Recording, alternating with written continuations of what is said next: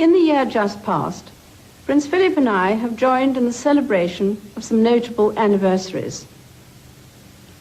The events which they marked were hundreds of years apart, but each was important enough to get much attention in 1988. The earliest event which we remembered was the encounter with the Spanish Armada in 1588. The 400th anniversary fell in the same year in which we were able to mark the happy relations between Britain and Spain which now exist by our state visit to Madrid. 400 years after the winds blew and the Spanish ships were scattered, the events were remembered without animosity in both countries. These prints from the Royal Library at Windsor illustrate the battles and some of the great fleet which gathered. This year, the present King of Spain showed me the rooms in the Escorial, where his predecessor, Philip II, planned the campaign. Had the fortunes of war gone against us, how very differently events in Britain and Europe would have unfolded. Earlier in the year, we marked another event of the first importance in our history, the 300th anniversary of what is popularly known as the Glorious Revolution. The invitation to King William and Queen Mary to accept the thrones of England and Scotland finally laid to rest the enterprise of England, which Philip of Spain set in hand. It thus gave the particular direction to our history, which was to lead to the development of parliamentary democracy and the tradition of political and religious toleration which Britain enjoys today. It was a great pleasure for us to celebrate that event in the company of the Crown Prince of the Netherlands.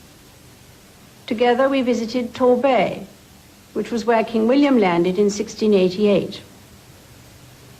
It was shrouded with fog when we were there, but we did manage to see through the mist some of the hundreds of British and Dutch yachts that had assembled there.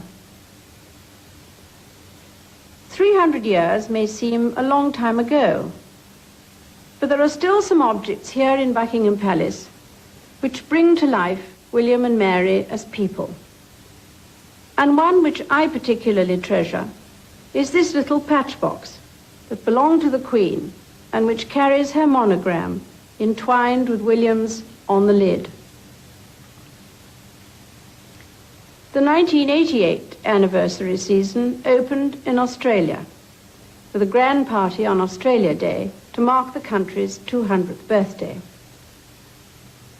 It was a party which went on for most of the year, but Prince Philip and I joined in the festivities in April and May. Like so many visitors in bicentennial year, we brought home some souvenirs of our visit.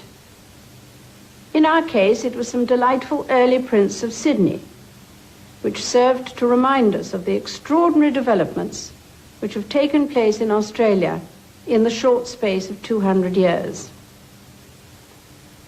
Contrast this scene of Sydney Harbour with the pictures we all saw of the crowded waters around the Opera House and the famous bridge in January this year.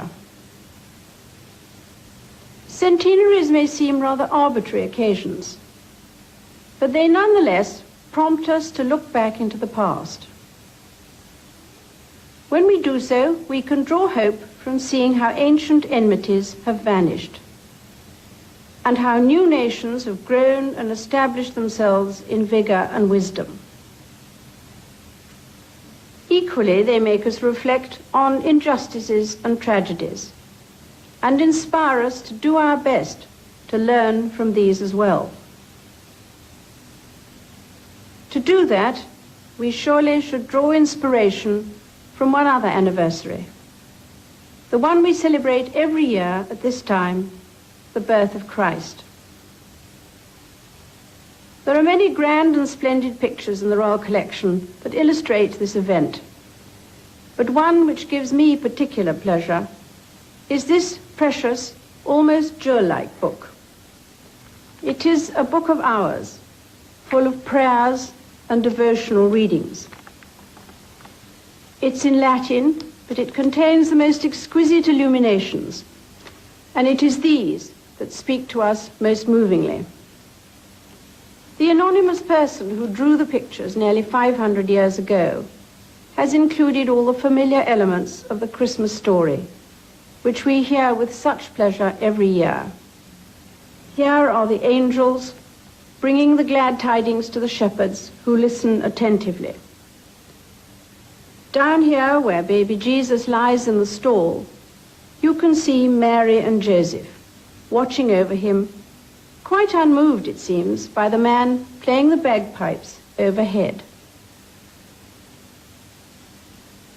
The star over the stable has lit the way for all of us ever since, and there should be no one who feels shut out from that welcoming and guiding light. The legends of Christmas about the ox and the ass suggest that even the animals are not outside that loving care. Recently, many of you will have set up and decorated a Christmas tree in your homes. Often these are put by a window, and the bright and shining tree is there for every passerby to see and share. I like to think that if someone who feels lonely and unloved should see such a tree, that person might feel it was meant for me. May the Christmas story encourage you, for it is a message of hope every year, not for a few, but for all. So in sending you my Christmas greeting, I pray that God may bless you, everyone.